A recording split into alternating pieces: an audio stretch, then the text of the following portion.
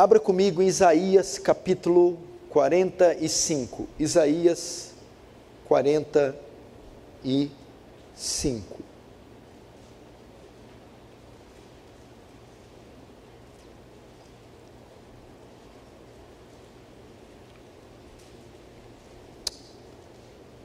Isaías 45.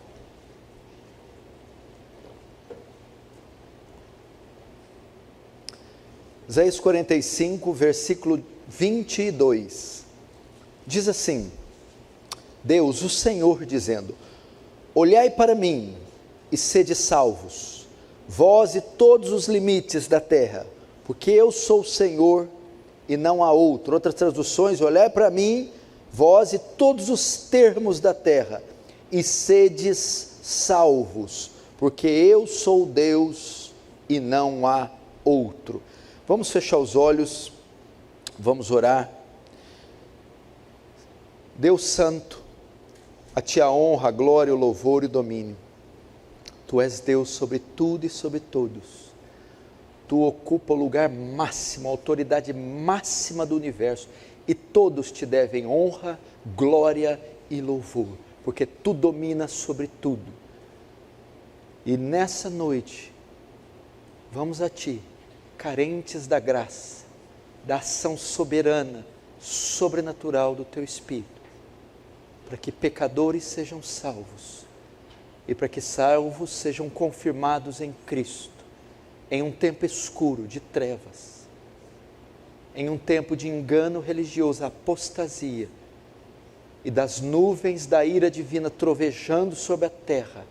Se compadece, Senhor, do Teu povo, e alcança aqueles que ainda não são seus. Mostra Teu poder, Tua glória, Teu amor, da maneira que o Senhor estabeleceu mais gloriosa para fazê-lo, salvando pecadores, para que Teu reino avance, Tu receba glória para si, e nos conforme a imagem do Seu Filho. Amém. Irmãos, apesar dos sofrimentos temporais que o mundo está sendo submetido, a pandemia do coronavírus, bem como todo o processo que a envolve, trouxe inúmeras consequências trágicas ao homem. E uma delas é a dor e o sofrimento. O sofrimento tem sido a marca da nossa década, a marca desse tempo. Dor, sofrimento. E as grandes necessidades que o homem, na sociedade moderna, sofre. Entretanto, nós como cristãos, não podemos tirar da nossa mente que a maior necessidade do homem, a maior necessidade que o homem moderno, que o homem vivo hoje tem, é de salvação, é do perdão dos seus pecados, é de redenção. Quando eu vou evangelizar alguém, quando eu vou visitar um enfermo, alguém que sofreu um acidente de carro, alguém que está com câncer, ou alguém que perdeu o emprego, alguém que está com qualquer crise, está sofrendo muito, eu digo para eles: eu entendo o seu sofrimento, e se você me chamou aqui é porque você quer alívio do sofrimento, desse que você está aí passando, mas eu quero dizer que esse não é o maior mal que você está sujeito. Apesar de estar doendo muito, apesar de acarretar consequências graves, mas você sofre de um mal muito maior que esse do acidente, muito maior que esse da dívida, da crise no casamento, um mal infinitamente maior. Ele se chama pecado. Pecado. Você não está na iminência de falência econômica apenas. Você não está na iminência de um divórcio traumático, na iminência de perder os bens e morar na rua. Você está na iminência de sofrer a ira de Deus, de ser condenado eternamente ao lago de fogo que arde como enxofre.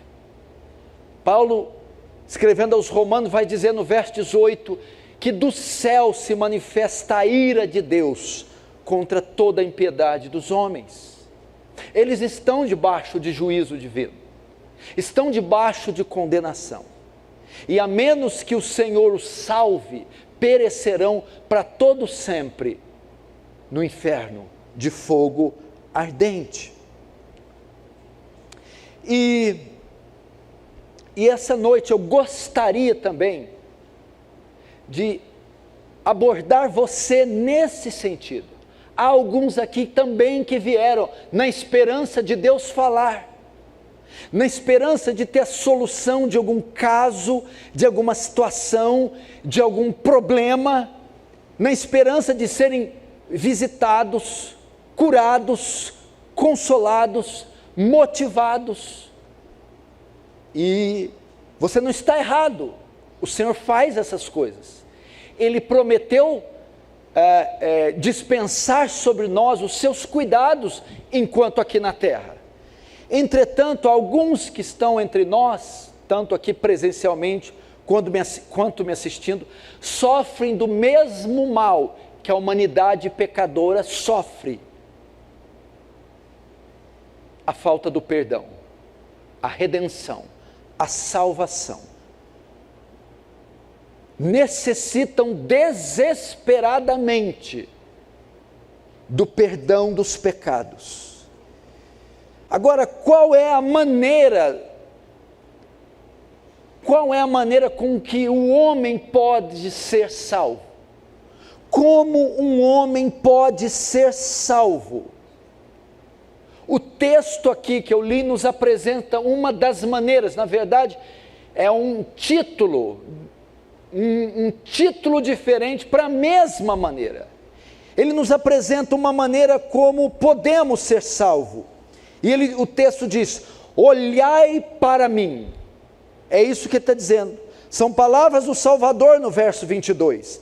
Olhai para mim e sedes salvos. A maneira com que um pecador pode ser salvo, a maneira com que um homem pode passar da morte para a vida, ser redimido, perdoado, como ele pode herdar novos céus e nova terra, é olhar para o Senhor.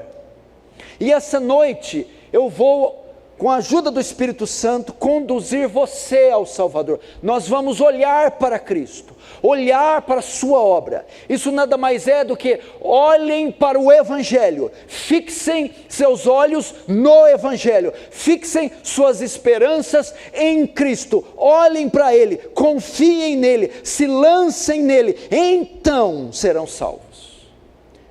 Então Ele nos convida. Ele convida não só a mim, não só a você, mas todos os limites, todos os termos da terra, homens, mulheres, jovens, crianças, de todos os povos, tribos, línguas, olhem para Ele e serão salvos. Fixem os olhos de vocês nele, o Salvador, Jesus Cristo, e serão salvos. Ou seja, o meio que um homem pode ser salvo é o quê? Visto que o homem, na sua sabedoria, não conheceu a Deus, aprove a Deus salvar o homem pela loucura da pregação.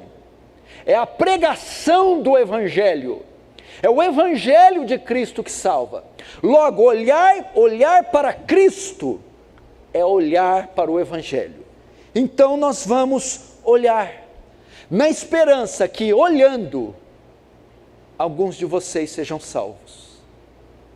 Na esperança que aquele que está aqui e não é salvo, olhando para Ele, como o texto diz, promete: olhai para mim e sede salvos. Na esperança que, olhando, você também seja salvo. Então vamos olhar para Ele, vamos começar olhando para a vinda dEle na terra. O Evangelho se inicia com a encarnação de Jesus, com a vinda, a materialização do Verbo, a humanização do divino, A entrada daquele que é atemporal, imaterial e imenso, eterno, no tempo, no espaço. Olhai para mim, vamos olhar para o primeiro passo de Jesus rumo à nossa salvação, rumo à confecção, rumo à elaboração do Evangelho, a encarnação. Filipenses 2,7 diz: que haja em vós o mesmo sentimento que houve em Cristo Jesus, que sendo em forma de Deus, não julgou por usurpação ser igual a Deus. Paulo ensina que Jesus, ao cumprir o plano da redenção, deveria despojar de alguns atributos, ou melhor, deveria despojar de algumas prerrogativas, de alguns benefícios divinos. E o texto diz que ele não rejeitou o convite para deixar a sua glória. Sendo em forma de Deus, sendo como Deus, sendo tanto Deus como Deus é Deus, ele não se privou de deixar os seus direitos, suas prerrogativas. Para nos salvar, ele teria que despojar-se da sua glória. Ele teria que deixar seu trono, ele teria que abrir mão da sua posição, e a Bíblia diz que ele não se opôs a isso, voluntariamente ele se dispôs, sendo em forma de Deus, não julgou por usurpação ser igual a Deus. Ele se dispôs para quê? Mas tomou forma de homem. Ele não só abriu mão de algumas prerrogativas da divindade, como se sujeitou a receber um corpo humano, se sujeitou às limitações da humanidade, às limitações de um corpo. E aí é o que chamamos o mistério da encarnação, um milagre estrondoso, inexplicável, incompreensível. Aquele que o universo não comporta, que os céus dos céus não contém, aquele que não pode ser medido, agora repousa no ventre de uma virgem, como um bebezinho.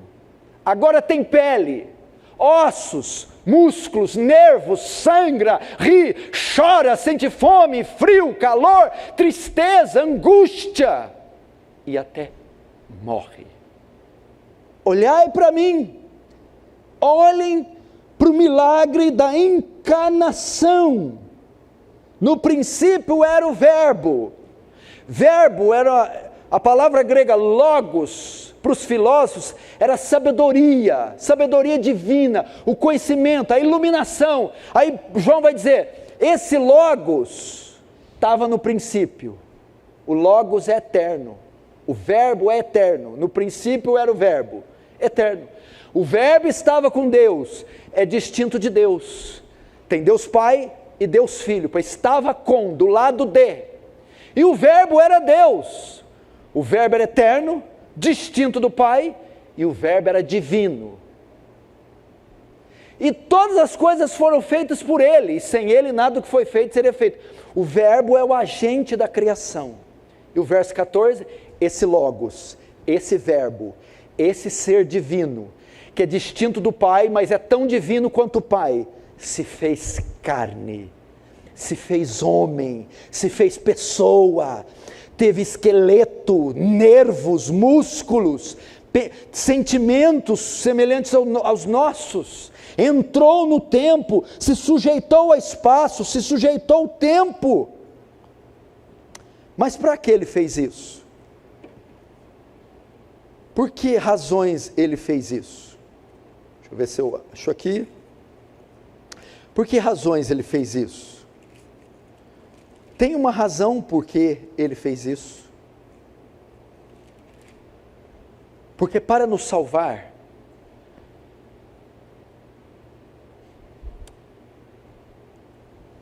teria que ser feito um sacrifício à altura daqueles que transgrediram.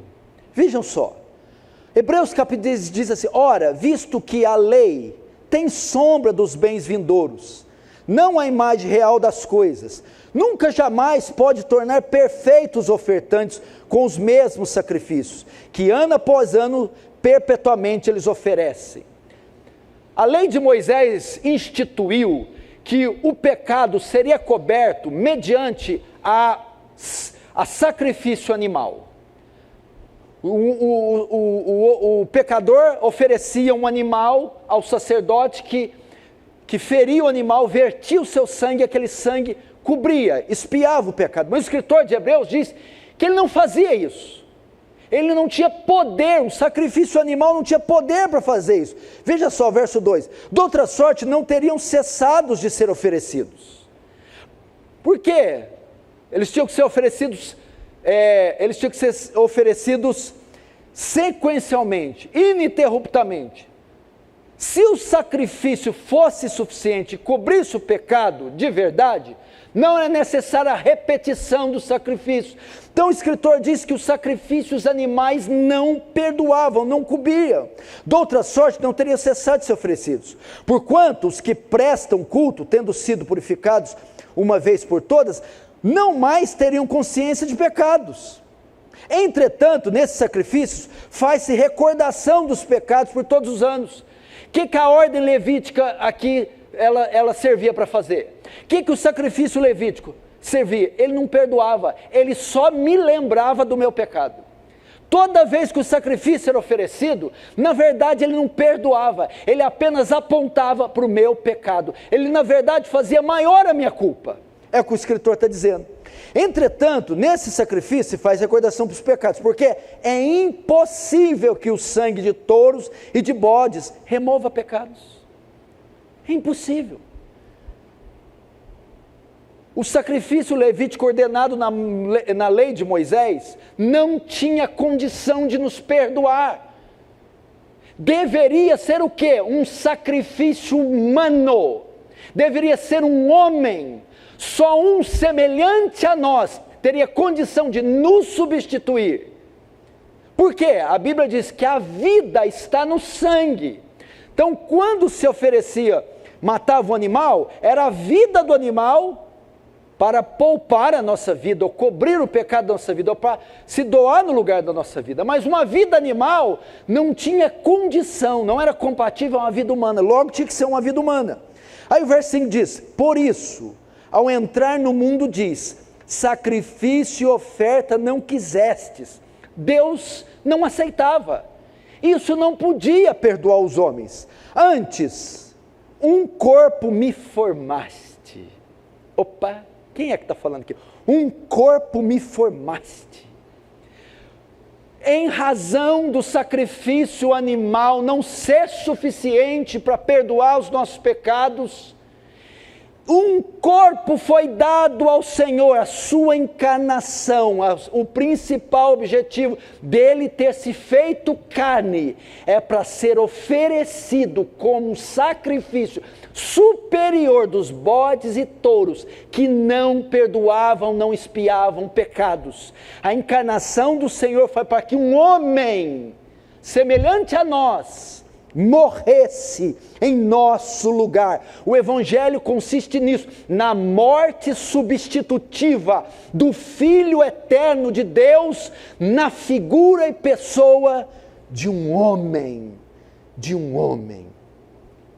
Olhai para ele, olhem para a encarnação, olhem para a humilhação de Cristo, deixando a sua glória e se fazendo homem, e não só isso, se fazer homem para nos substituir. Segunda coisa, vamos olhar não só para a encarnação, vamos olhar para a retidão de Cristo. O texto diz: olhai para ele e sejam salvos. Olha o que foi feito por você. Ele teve que se humilhar ao ponto de ser como você, ser tentado como você, passar os sofrimentos e aflições que você, e para substituir você. Segundo, olhai para a retidão. Não adiantava ser só um homem. Só um homem não poderia expiar nossos pecados. Só um homem não poderia cobrir nossos pecados.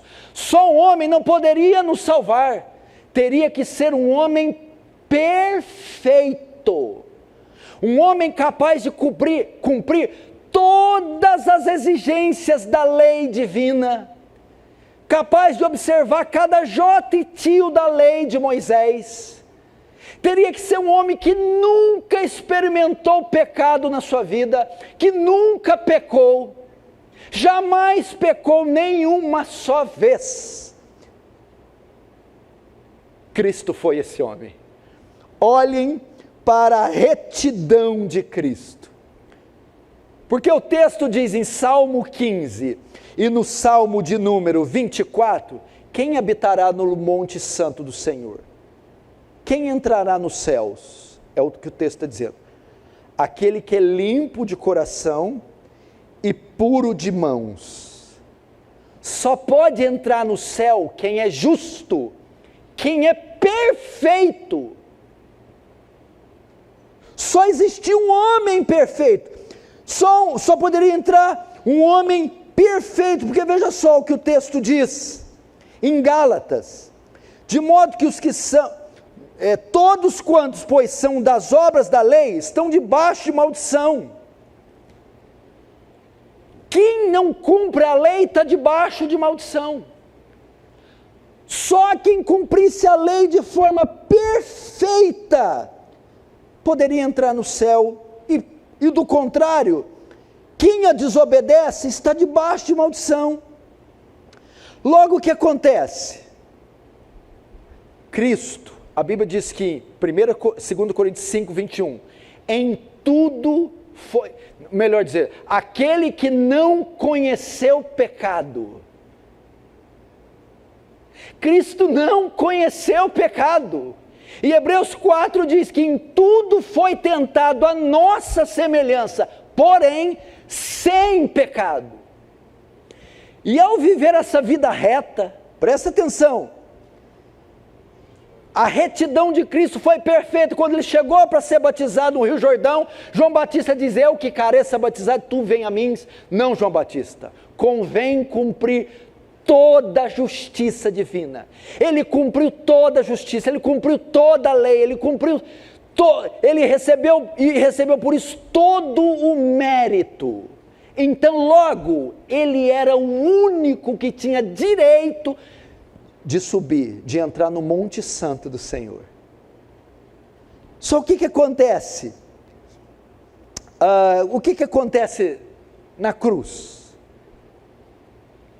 Quando Jesus morre na cruz, o mérito que está sobre ele, a retidão que está sobre ele, o mérito por ter cumprido toda a justiça divina, é transferido para nós, porque os que vivem sob a lei estão debaixo da maldição, somos nós, não teria condição.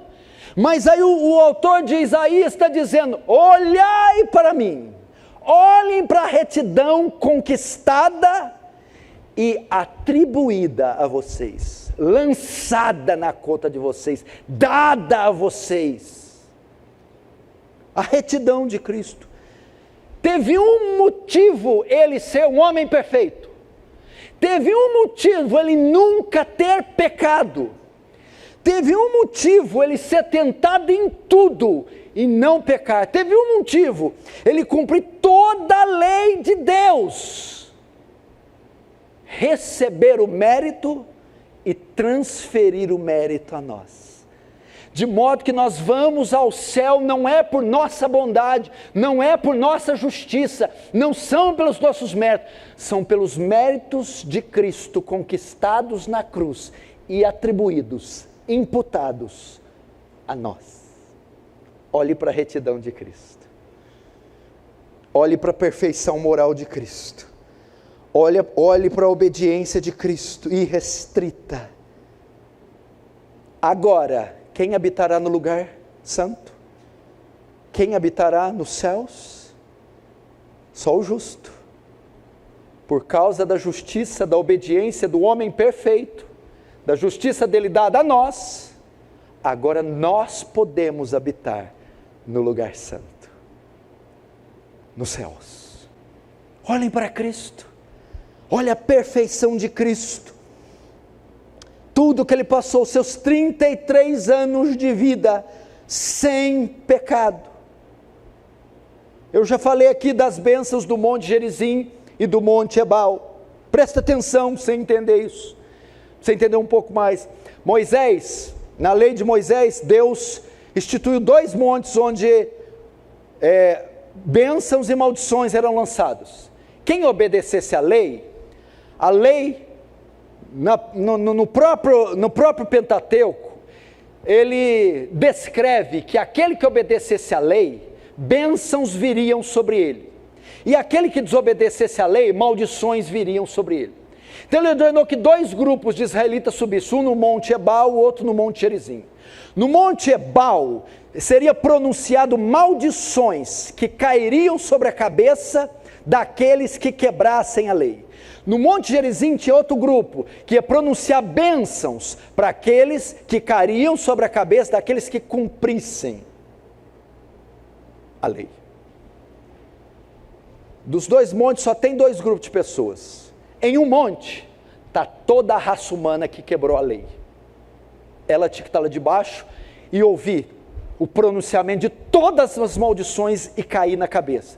Do outro lado, o segundo grupo de pessoas, um só homem, o único que obedeceu toda a lei. Só ele tinha o direito de estar debaixo do Monte Gerizim e receber todas as bênçãos de obedecer à lei. Sabe o que Jesus fez na cruz? Trocou de monte. Ele obedece toda a lei, cumpre toda a justiça, anda em perfeita retidão. E na hora que vão ser pronunciadas as bênçãos para cair sobre aquele que cumpre a lei, ele sai de lá e nos coloca lá. Recebemos a sua justiça, os méritos da sua retidão caem sobre nossa cabeça. Olhem para a encarnação, olhem para a retidão, as exigências da lei. Terceiro, agora, querem ser salvos? Olhai para mim, olhem para a trajetória de Jesus, olhem agora para a sua crucificação, olhem para a sua morte. Nós vamos olhar agora para a penalidade do pecado. A Bíblia diz assim: aquele que não conheceu o pecado, por nós, se fez pecado. Ao ser pregado na cruz, veja só, ao ser pregado na cruz, se a morte era substitutiva, se a encarnação era substitutiva, ele tem que nos substituir em algo. No que ele vai nos substituir? Nos nossos pecados. Ele não conheceu o pecado, ele nunca pecou, mas na cruz se fez pecado. Toma cuidado para você não errar aqui, senão você pode atribuir pecado a Cristo. Não, ele nunca pecou. Ele foi considerado pecado, do mesmo jeito somos considerados justos. Nós somos considerados justos, mas não nos tornamos justos. A justiça é colocada na nossa conta sem sermos justos. Jesus, o pecado é colocado na conta dele, sem ele ser pecador. Ele não é pecador, ele é só tratado como pecador na cruz. Então aquele que não conheceu o pecado, por nós, se faz pecado. Olhem para a imputação na cruz, olhem para a cruz. Não é um homem sangrando, apenas marcando a história, é um homem recebendo o pecado de todo o seu povo, sendo considerado transgressor, violador da lei de Deus, mesmo sem nunca ter violado. Olhem para a cruz, na cruz ele se faz pecado. Agora tente imaginar o horror do que é se fazer pecado. Eu vou te dar uma ideia do que Cristo fez, o que quer dizer isso. Aquele que não conheceu o pecado. Imagina uma criança, uma menina, a sua filha, de 3 a 6 anos, a coisa mais linda, mimosa, charmosa que tem, inocente e pura, 3 assaltantes sequestradores entram na sua casa, amarram vocês, tomam essa menininha e a abusam, a mancham, a embriagam, a drogam e a abusam sexualmente. Imagina o que é para uma criança pura conceber toda essa sorte de sujeira. Com Cristo é muito mais elevado. Aquele que nem em pensamento nunca pecou, imagina agora na cruz receber toda a vileza, toda a imundícia do nosso pecado, toda a mancha afetar, aquele que nunca experimentou um pecado sequer. Foi isso que aconteceu na cruz. Olhem para a encarnação, olhem para a retidão, olhem para a crucificação. Aquele que não conheceu. Uma coisa é nós pecarmos, uma coisa é nós se considerarmos pecado, outra coisa é aquele que não conheceu. Mas na cruz ele não só se fez pecado, porque o texto diz também em Gálatas, que se ele se fizer pecado, ele também tem que se fazer maldição. Porque o texto diz assim, ó: maldito todo aquele que não permanecer em todas as coisas escritas no livro da lei para praticá-la. O que é não praticar as coisas do livro da lei? Transgressão. O que é transgressão? Pecado. O que o pecado traz? Maldito todo aquele que quebrar as obras da lei. E o verso 3 diz: Cristo nos resgatou da maldição da lei, fazendo-se Ele próprio maldição em nosso lugar. Por quê?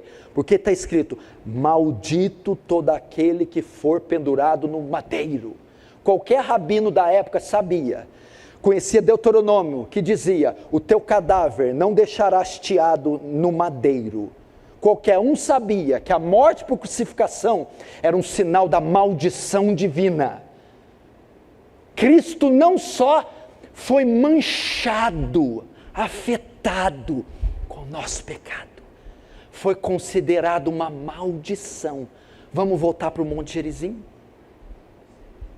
De um lado as maldições, todas de Deuteronômio 28, maldito será no campo, maldito o fruto do seu ventre, maldito entrar, maldito sair, todas as maldições, todas, eram lançadas sobre a cabeça de quem quebrasse a lei, através do Monte Ebal. No Monte Gerizim as bênçãos. Se Cristo nos colocou debaixo do Monte Gerizim, e as bênçãos, os méritos, a justiça que era para cair sobre ele, cai sobre nós, as maldições todas lançadas no Monte Ebal, que deveriam cair sobre todo aquele que transgredisse a lei, caiu sobre o Filho de Deus. Ele foi considerado maldito, transgressor da lei. Olhem para mim, olhem para a cruz, e tem uma terceira etapa: se faz pecado, se faz maldição. Por se fazer pecado e maldição, se torna culpado. Não adianta só se assumir meu crime, se assume a imagem que você vai ter sobre o meu crime, mas se assume também a culpa do meu crime. E assumindo a culpa, você tem que pagar pelo crime. Jesus se faz pecado, se faz maldição, se faz culpado, e se fazendo culpado, tem que pagar toda a penalidade da transgressão da lei e do pecado. E esse pagamento vem em forma de quê? A Bíblia diz que a vida está no sangue. A Bíblia diz que toda transgressão recebeu o justo castigo. Ele tem que pagar com a própria vida.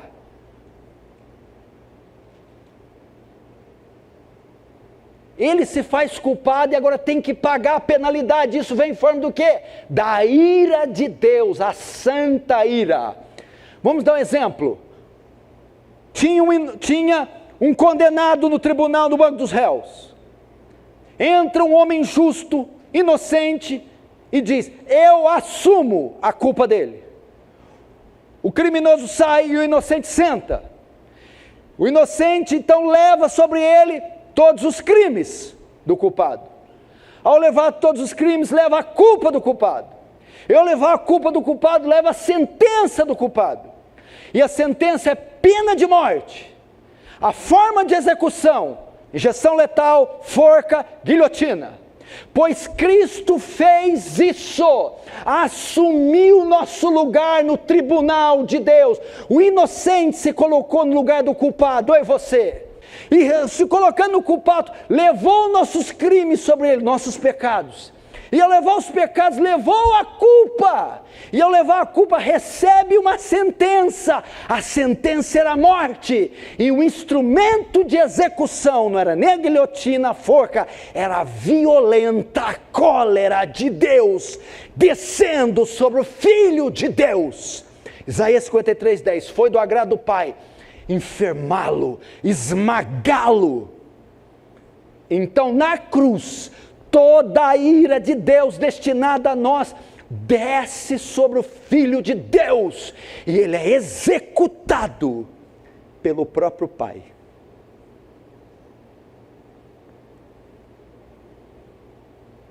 A justiça e a santidade de Deus são coisas tão elevadas que por causa do pecado nem o Filho ele poupou. Olhem para Cristo e sejam salvos. Olhem para Cristo.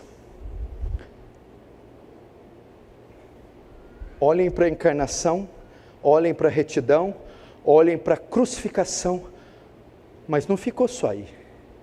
Se tivéssemos só a morte de Cristo, não teríamos o Evangelho. Olhem agora para a ressurreição de Cristo. A encarnação é o mistério, a retidão é a exigência, a crucificação a penalidade, a ressurreição a garantia. Como temos certeza que esse sacrifício foi pleno? Como temos certeza que esse sacrifício foi suficiente? Como temos certeza que Deus aceitou o pagamento de Cristo para nosso perdão, nossa absolvição? Como temos certeza que valeu tudo Ele ter vindo encarnado, vivido a justiça de Deus perfeita e ter morrido? A garantia repousa no fato de que no terceiro dia Ele ressuscitou dos mortos. Por isso Paulo fala: se Cristo não ressuscitou, vã é a vossa fé, e ainda permanecei nos vossos pecados. Romanos 4:25 diz que Ele morreu por nossas transgressões, mas ressuscitou para a nossa justificação. Olhe para a obra perfeita. A ressurreição é uma prova da suficiência do sacrifício, da obra completa. O Pai recebeu cada gota do sangue do Filho. Todos quanto o Filho veio para morrer, todos serão salvos. O Pai aceitou. É a garantia.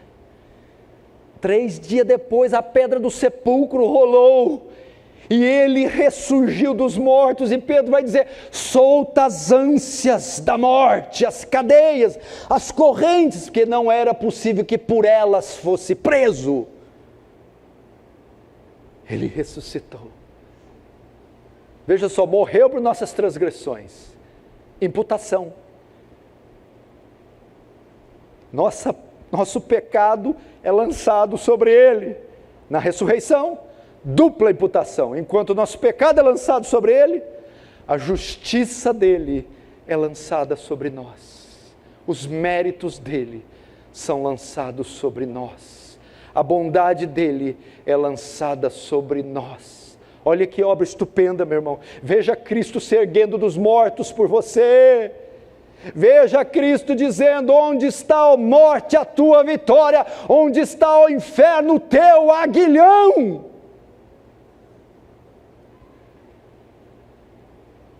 Ele ressuscitou para garantir a nossa ressurreição. Ele ressuscitou para que nós ressuscitássemos depois. Olhem para a ressurreição. Mas não só para a ressurreição, olhem também para a glorificação. Quer ser salvo? Olhe para mim, vós e todos os termos da terra, sejam salvos. Olhe para a glorificação. O que é a glorificação? A posse do reino. Se ele tivesse feito tudo isso, e daí? Para onde você ia? Veja só, se ele fizesse isso, meu irmão, veja a beleza do Evangelho. Olhai agora para a glorificação. O que? Cristo toma posse do reino. Ele vai dizer lá: e agora todo o poder foi-me dado no céu e na terra, em Apocalipse 5. O cordeiro, o ancião está chorando. João chora e o ancião diz: não chore. O cordeiro, o leão de Judá, a raiz de Davi, venceu, e ele é digno de tomar o livro e desatar os selos. Então ele sobe, toma da mão do Pai o livro e desata os selos. O reino é dado a ele. Agora você entende? Não se turbe vossos corações, creiam em Deus, creiam também em mim. Na casa do Pai há muitas moradas, e eu vou preparar, e quando eu estiver preparado, voltarei outra vez para onde eu estou. Estejai vós também. O que é isso?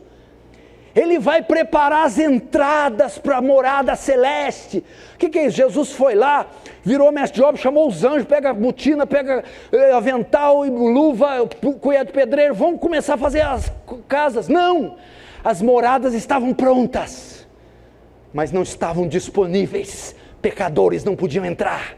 Sangue tem que ser vertido e o preço tinha que ser pago para eles terem direito às moradas. Então ele vai subir, completar a obra diante do Pai, abrir as portas dessas moradas, abrir os aposentos de Deus, inaugurar isso, aqueles portões que jamais se abriram. Agora se cumpre o salmo: levantai, ó portas, as vossas cabeças, levantai, ó entradas eternas, que entrará o Rei da Glória. Então os anjos dizem: quem é esse Rei da Glória? Nenhum homem ousou passar por esses portais. Lembre-se, quando Cristo saiu de lá, ele era só Deus. Quando ele volta para lá, ele não é só Deus mais. Ele é Deus e ele é homem. O corpo que ele tomou na terra nunca mais vai deixar ele, inclusive está com ele até agora. Pela primeira vez um corpo vai entrar naqueles portões. Quem é esse? Aí novamente eles dizem: levantai, ó portas, vossas cabeças, levantai, entradas eternas, que entrará o Rei da Glória. Mas quem é esse ser com corpo que vai entrar? Então alguém brada: o Senhor forte e poderoso, poderoso nas batalhas, Ele é o Rei da Glória. Ele está entrando e está dizendo: open the gates, abram. Por quê? Finalmente chegou o dia dessas moradas serem ocupadas, desses palácios serem ocupados. São as casas, as mansões do meu povo. Olhem para Ele, olhem para Ele. É isso que Ele fez a vocês. Olhem para a beleza da encarnação. Deixar o trono da majestade para sangrar, para se fazer como você. Porque um sangue de um bode teria que ser repetido sucessivamente e jamais expiaria. Então teria que ser um homem. Não haveria homem nessa condição na terra. Um homem perfeito, ele teve que se fazer homem. Um homem que obedecesse toda a lei, ele obedeceu toda a lei. Um homem que teria que morrer como culpado, no lugar dos culpados, sofrer todas as penalidades. Um homem que não poderia permanecer morto, porque senão seria vã a nossa fé, mas que ressuscitasse. E um homem que não só ressuscitasse, mas que tivesse um reino. Olhai para a glorificação. Fim. Olhai para o retorno. Eu vou para o Pai. Eu vou para o Pai. Vou abrir os portões. Vou pegar da mão do Pai o livro, que é o livro da história, dos decretos, e vou começar a desatar os selos. Os acontecimentos estão todos na minha mão, não está Donald Trump, Joe Biden, Bolsonaro, China, comunismo, não, está nas mãos do soberano, do Rei dos Reis e Senhor dos Senhores, quem governa a história com exímia perfeição, está nas mãos dele, ele vai, e quando eu estiver preparado, voltarei. A segunda vinda. Olhem para a segunda vinda. Olhem para quê? Para onde eu estou. Estejai vós também. A volta de Jesus. Ele está falando da ressurreição dos mortos e do arrebatamento. Ele está falando agora da nossa glorificação. Olhem para a volta de Jesus. Isso que é mortal vai se revestir da imortalidade. Isso que é corruptível envelhece, peca, enferma, vai se revestir da incorruptibilidade. Quando? Eis que vos digo o mistério: nem todos nós dormiremos, mas seremos transformados num abrir e fechar de olhos, ante a última trombeta. A trombeta soará. Quando que a trombeta soa? Quando ele volta. Os vivos ressuscitarão primeiro, e nós, os mortos, ressuscitarão primeiro, e nós seremos transformados. Ou seja, olhem para ele. A redenção não é só um aspecto moral, jurídico, mas afetará a nossa essência, a nossa existência. Teremos corpos imortais, teremos corpos incorruptíveis, não passivos mais do pecado, nem das doenças. Porquanto o Senhor mesmo, dada a sua palavra de ordem, ouvirá a voz do arcanjo, e ressoada a trombeta de Deus, descerá dos céus, e os mortos em Cristo ressuscitarão primeiro. Depois nós, os vivos, os que ficarmos, seremos arrebatados juntamente com eles entre as nuvens, para o encontro do Senhor nos ares, e assim estaremos para sempre com o Senhor. Consolai-vos, pois, uns aos outros com estas palavras. Olhem para o retorno glorioso. Ele virá, meu irmão, como um raio que corta do ocidente, do oriente ao ocidente. Ele virá sobre as nuvens com clangor de trombeta, com glória e majestade, e a Bíblia diz que todo olho verá. Ele reunirá os seus escolhidos dos 4 cantos do mundo, e encontrarão com ele nos ares.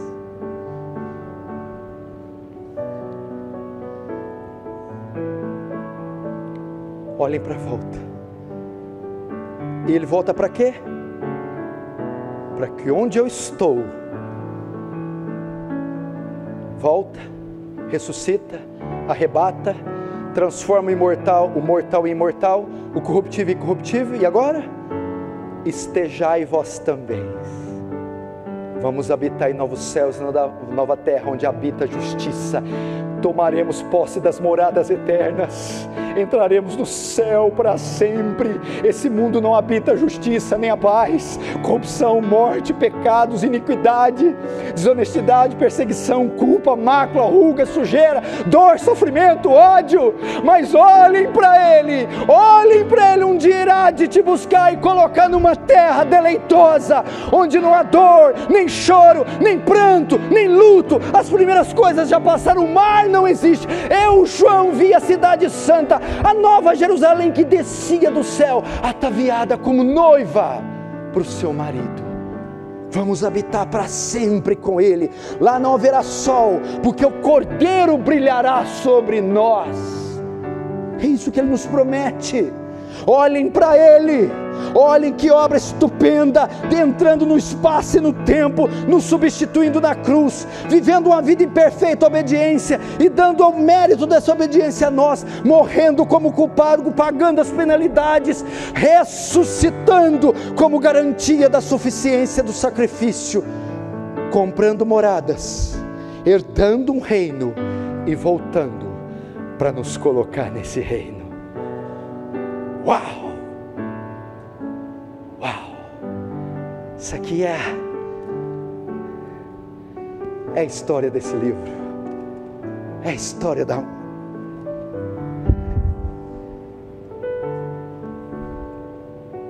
E se você pensar que está pertinho isso aqui.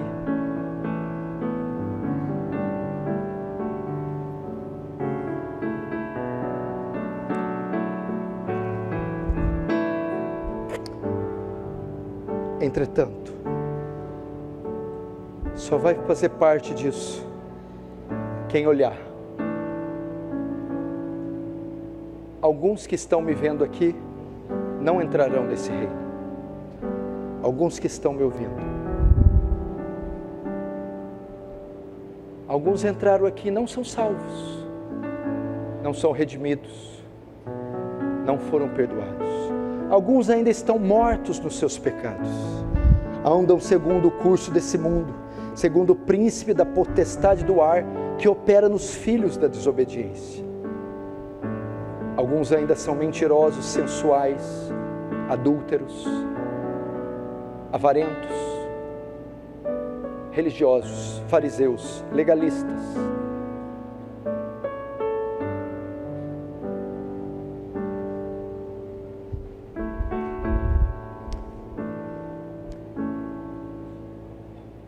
Mas há uma esperança para você, e eu tenho certeza que Deus pode, que Deus quer, e vou me atrever até ir mais longe, que Deus vai salvar gente, que me ouve aqui e que me ouve lá. Você quer ver a prova disso? Abra comigo em Atos 18, Atos capítulo 18.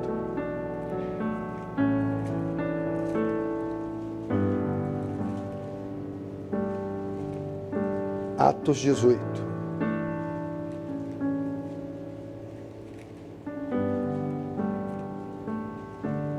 Atos 18. Verso 9. Teve Paulo durante a noite uma visão em que o Senhor lhe disse: não temas, pelo contrário, fala e não te cales. Pode substituir esse fala por pregue e não te cales, porquanto estou contigo, e ninguém ousará te fazer mal, pois tenho muito povo nesta cidade. Então, pregue e não te cales, pois tenho muito povo nessa cidade.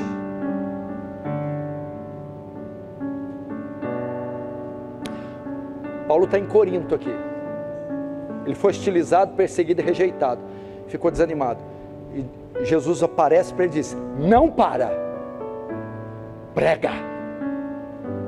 Por quê? Porque eu tenho povo naquela cidade.